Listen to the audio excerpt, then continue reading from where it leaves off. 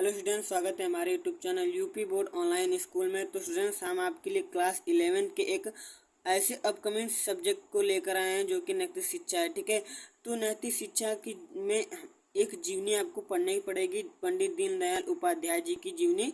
इस क्लास 11 के एक ऐसे अद्भुत नैतिक शिक्षा बुक में इनकी जीवनी को आपको पढ़ना है। ठीक है, तो आइए इनकी जीवनी स्टार्ट करने से पहले हमारे कॉन्टैक्ट नंबर को अपने फ़ोन में सेव कर लीजिए, जिससे आपको किसी भी क्लास की अगर आपको पीडीएफ, किसी भी सब्जेक्ट की अगर आपको पीडीएफ चाहिए तो इस पर आप व्हाट्सअप करके पीडीएफ प्राप्त कर सकते हैं।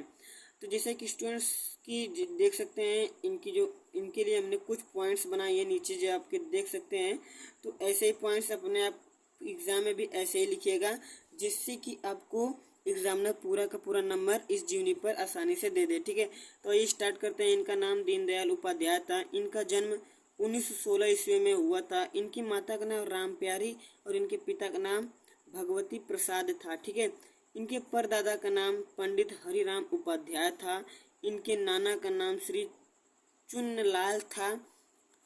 इनके भाई का नाम शिवदयाल था और इनकी मृत्यु सन 1967 ईस्वी में हो गई। तो जैसा कि ये पॉइंट्स इनके बारे में कुछ अवगत कराती है, तो इनके बारे में और गहन और विस्तार से आइए देखते हैं। तो इनका जन्म 1916 में यूपी के राज्य चंद्रभान नामक एक छोटे से गांव में हुआ था। जब ये मात्र 2 साल के थे तो उस वक्त इनके पिताजी का निधन हो गया। पिता के कुछ सालों बाद माँ भी स्वर्गवास हो गईं।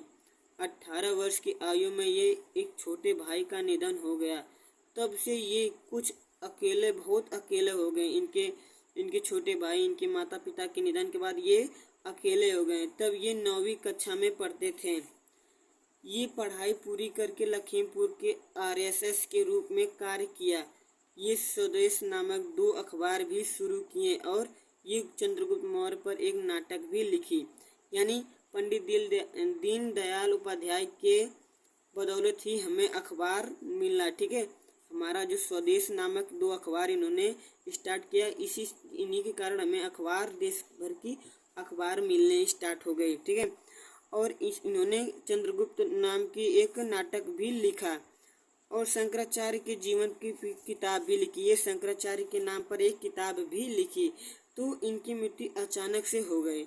यह एक महान नेता के रूप में कार्य करने के लिए लखनऊ से पटना के रेल में ही इनका देहांत हो गया। ठीक है, क्योंकि एक महान नेताएं थे और ये किसी महान कार्य को करने के लिए लखनऊ से पटना जाने के लिए रवाना हुए, पर अकस्मात इनका देहांत हो गया।